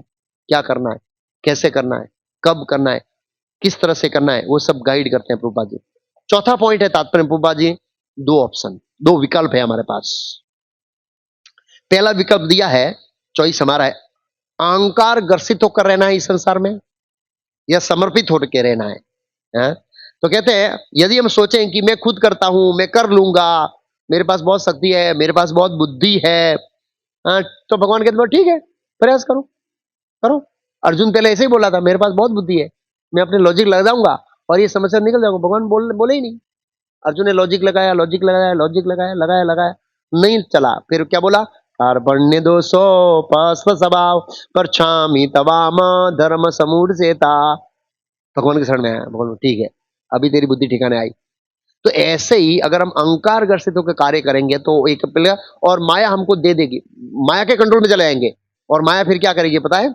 ईश्वर सर्वभूतानाम हृदय से अर्जुन देती यंत्रारूढ़ानी ब्राह्मण सर्वभूतानी यंत्रारूढ़ानी माया। माया हमको ये यंत्र पे चढ़ाएगी और फिर रजोगुण तमोगुण से हमको घुमाएगी। क्या करेगी? घुमाएगी, और फिर बहुत मार खिलाएगी। हाँ, और कर्मों का रिएक्शन भोगना पड़ेगा, क्योंकि हम अपनी इच्छा के अनुसार कर्म कर रहे हैं, अपनी मनमौजी के अनुसार कर रहे हैं। तो फिर वो माया का यंत्र दे देगी और उसके ऊपर घूमते रहेंगे, फिर माया उसका कंट्रोल करेगी कठपुतली की तरह। हाँ, ये फल है। दूसरा जो हमारा विकल्प है जो दिया है वो है भगवान के पास समर्पण। जिस तरह बच्चे के पिता, जैसे एक पिता होता है और बच्चा उसका पिता का हाथ पकड़ लेता है, तो फिर कठिन परिस्थिति में भी वो बच्चा पार कर लेता है। ऐसे ही अगर हम कृष्ण का हाथ पकड़ लेंगे, उनकी शरणागति ले लेंगे कि प्रभु मैं कुछ नहीं कर सकता, मैं खाली इच्छा कर सकता हूँ, मेरी इच्छा है ये करना, और सब कुछ आप व्यवस्था करेंगे, आप गाइड करेंगे, इस तरह से हम समर्पण करते हैं भगवान को। हाँ, तो फिर भगवान हमारा हाथ थाम लेंगे, आ जाओ बेटा मैं तुम्हें बचाऊंगा। जैसे अर्जुन भगवान की शरणागत दिया, आ जाओ बेटा, भगवान तैयार है, नाराज नहीं है। हाँ, सर्वधर्मान परित्यज्य माम एकम शरणं व्रजामि तमाम सर्वे पाप्यो, सभी पाप से मुक्त कर दूंगा, आ जाओ मेरे पास, डरो मत, हिचकिचाओ मत, सब भूल जाऊंगा पिछला, एक शर्त है मेरी शरण ले लो, समर्पण। तो ये दो विकल्प है हमारे पास, माया का यंत्र पे जाना है और अपने मन मर्जी से कर्म करना है और उसके फल भुगतना है, जाओ, भगवान जबरदस्ती नहीं करेंगे। मेरे पास आना है, स्वागत है, मैं आपका हाथ पकड़ूंगा, उठाऊंगा, सभी कर्मों से क्या कर दूंगा? मुक्त कर दूंगा। तो ये सब कैसे हो सकता है? तो एक भक्त भौतिक अचीवमेंट के आधार पर कार्य नहीं करता, वो भगवान को क्या करता है? समर्पित करता है, संरक्षण में रहता है। देखिए ब्रह्मा जी का कार्य कितना कठिन है, लेकिन इतना आसान नहीं है। हम एक मकान बनाने में पूरा जीवन निकल जाता है, ब्रह्मांड चलाना है, मेंटेन करना है, बनाना है, कितना काम है ब्रह्मा जी का, और ब्रह्मा जी ने चुटकियों में कर लिया। भगवान ने, ब्रह्मा जी ने कुछ किया नहीं। लिखा है भागवत में, ब्रह्मा जी ऐसे बैठे हैं, 14 लोगों का सर्जन हो जाता है। कितने लोगों का? हमारे तो करने से बैंक में लोन भी पास नहीं होती है। वो धक्का खाना पड़ता है, ये प्रूफ दो, ये प्रूफ दो, ये प्रूफ दो, इतनी सही करो, इतनी सही करो, कि सही करके करके आप थक जाओ, फिर लोन पास होती है। तो एक मकान बनने में इतनी, तो ये कैसे होता है बताए? भगवान की कृपा से होता है। तो ब्रह्मा जी ने अपनी बुद्धि पर भरोसा नहीं किया। जब ब्रह्मा जी पैदा हुए, प्रकट हुए, तो अपनी बुद्धि पर भरोसा नहीं किया। ब्रह्मा जी किस में लग गए? तपस्या में। पीछे आया ना, आगे भी आएगा, तपस्या में लग गए, और वो इंतजार कर रहे हैं। किसका इंतजार कर रहे हैं? भगवान की ओर से इंडिकेशन मिलेगा तभी मेरा कार्य आरंभ करूंगा। तपस्या से हृदय शुद्ध हुआ, पवित्रता आई, विजुअलाइजेशन आया, समझ आई, और भगवान ने जैसे पवित्र हुआ, भगवान ने बोला अब मैं दर्शन देता हूं, उनको दर्शन दिया, चतुर्श्लोकी भागवतम दिया, ज्ञान दिया, बोला अब शुरू करो। और भगवान ब्रह्मा जी ज्ञान में स्थित होकर वो सब सर्जन करने लगे। तो उन्होंने तपस्या की और भगवान के संकेतों की ओर प्रतिष्ठा किया। ऐसे ही एक भक्त को आ, तपस्या करके शुद्ध करके भगवान के संकेतों की और वो करना चाहिए, क्या इंतजार करना चाहिए। प्रभुपाद लिखते हैं आगे तात्पर्य में, प्रभुपाद समझाते हैं कि ब्रह्मा जी स्वयं कुछ नहीं कर रहे थे, वे केवल यंत्र इंस्ट्रूमेंट थे। जब भगवान ने देखा कि ब्रह्मा जी कुछ करना चाहते हैं और वो शरणागति के साथ शरणागत भी है, तो फिर भगवान ने अपनी शक्ति संचारित कर दी। ब्रह्म हृदय आदि कवि, ब्रह्मा जी ने सर्जन करने का ज्ञान ब्रह्मा जी को कान से हृदय में प्रकाशित कर दिया। ब्रह्म हृदय आदि कवि है, हृदय के अंदर दे दिया और हृदय के अंदर उनका ज्ञान प्रकाशित हो गया और सब सर्जन हो गया। शिक्षा, हमें जीवन में बड़ा बनने की कोशिश नहीं करनी चाहिए, बल्कि कृष्ण के करीब जाने की कोशिश करनी चाहिए, कृष्ण के नजीक। नजीक का मतलब है कॉन्शसनेस से। ऐसा नहीं है मैं पुजारी बन गया तो बस नजीक आ गया, आप सब दूर, वो पीछे वाले तो बहुत, कुरुक्षेत्र प्रभु तो बहुत दूर है प्रभु, धर्म क्षेत्र प्रभु तो बहुत दूर है भाई। ऐसा नहीं है। कॉन्शसनेस से, चेतना से। चेतना से कैसे भगवान के नजीक रहते हैं? चेतना से हरे कृष्णा कृष्णा कृष्णा हरे हरे, हरे राम राम राम हरे हरे। तो ये हरे कृष्ण महामंत्र ये कृष्ण को नजीक रखेगा हमारा। तो ये सतत कीर्तनीय सदा हरि चलना चाहिए। और जब हम कृष्ण के नजीक रहेंगे, हृदय पवित्र रहेगा और कृष्ण क्या चाहते हैं करने में आसान रहेगी। सार, सार यह है कि सफलता का अर्थ केवल समर्पण भगवान के प्रति। जितना अधिक हम भगवान के चरण कमलों को समर्पित होंगे, उतना अधिक एम्पावर होंगे। जितना जो व्यक्ति ज्यादा समर्पित होगा, भगवान उतना ही उसको क्या करेंगे, ज्यादा पावर देंगे। देखो, जो हमारा नौकर होता है, संबंधी होता है, जितना विश्वासु उतना ही उसको पावर देते हैं ना। उससे पकड़ पैसा पूछते ही नहीं है, गिना नहीं गिना, देख लेंगे भाई, ये कर वो कर। जो जितना विश्वासु उतना उसको एम्पावर ज्यादा करते हैं। सेम फिलोसॉफी यहां है। अब जितने कृष्ण के विश्वासु बनेंगे, कृष्ण उतना ही उनको पावर देंगे। ये सार है। ओके, आगे अब एक व्यवहारिक टिप्स देता हूं, कैसे कर्तापन से बाहर निकलना है। तो हमारे अंदर जो भी टैलेंट है, हर व्यक्ति के अंदर कुछ ना कुछ टैलेंट है, कुछ कुछ टैलेंट है। टैलेंट को क्या बोलेंगे हिंदी में? कुछ आवड़त, कुछ विशेषताएं। हुनर, हुनर ये उर्दू शब्द है। कार्य क्षमता ये सीधा हिंदी है शुद्ध। कार्य क्षमता, अलग अलग कार्य क्षमता है। तो अगर उन कार्य क्षमता को हम भगवान की सेवा के अंदर लगाएंगे, या फिर इवन हमको अर्थ उपार्जन करना है, अर्थ उपार्जन उसके लिए, तो भी ये सोचते हुए करना है, प्रभु आपने बुद्धि दिया है तब मैं इसमें टैलेंट हुआ हूं। मैं थोड़ा घना मेरा पुण्य कर्म होगा, लेकिन फिर भी आपने दिया इसलिए मैं टैलेंट हूं। आपकी कृपा से मैं ये कर रहा हूं। भगवान की सेवा में भी ऐसा सोचना है और भौतिक दुनिया में भी ऐसा सोचना है, दोनों के अंदर ऐसा सोचना है। तो ये कर्तापन चला जाएगा। हमारे पास जो भी टैलेंट है, जो भी आवड़त है, बेस्ट है भगवान की सेवा में लगाएं। हे प्रभु, ये योग्यता आपकी दी हुई है, आज से मैं आपकी सेवा में लगाता हूं। और फिर देखिए कृष्ण क्या पावर देते हैं हमको, असीम पावर जिसके हम कल्पना नहीं कर सकते हैं। लेकिन कृष्ण को पहले विश्वास आना चाहिए, ये मेरे पावर का मिसयूज नहीं करेगा। कृष्ण को एक बार विश्वास आ गया, फिर कृष्ण प्रचार करने की शक्ति देंगे आपको। वो अपने यश के लिए नहीं, प्रभु को पता है कृष्ण ये मेरे को ही प्रस्तुत करेगा, अपने को प्रस्तुत नहीं करेगा। कई बार ऐसा होता है ना व्यक्ति, मैं ही सब कुछ हूं भाई, यही शरणागति हो जाओ ऐसे। तो इस तरह से नहीं है, वो गुरु परंपरा से कृष्ण तक पहुंचाता है अपने शिष्यों को, वो रियल गुरु है। तो पावर देते हैं। प्रभुपाद जैसे थे, इसलिए प्रभुपाद जी को एम्पावर्ड आचार्य कहा जाता है। भगवान के शक्ति समन्वित, शक्ति से आवेशित आचार्य है पूरे विश्व के अंदर। आज वो नहीं है, फिर भी फैल रहा है इस्कॉन, ये उनकी शक्ति है। Hare Krishna. Already 5 minute late.